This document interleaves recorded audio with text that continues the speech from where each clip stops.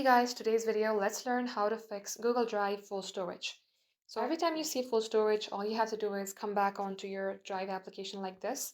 Make sure that you are logged into your account where it says full storage Google Drive. And then you have to clean the space. Cleaning the space could mean deleting some of your large MB Gmail attachment, photos or videos that are no longer needed, or at times when your bin is full, it will also show you clean the storage because the bin is taking a lot of your space. So what you have to do is select the initial and then select this 0 out of 15 GB used in my case, but it might be something like 10 or 15 used out of 15. That is why you are being seen full storage. So go ahead, tap onto it. And before subscribing for any plans, you have to clean it up from your own space.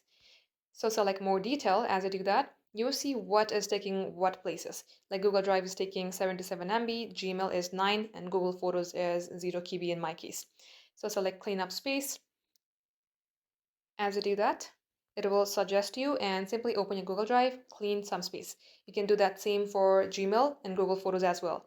Now, as you do that, it will get landed into your bin section, right? So make sure that you also clear it out from your bin. And once done, this is how you can fix the problem of Google Drive storage cleanup.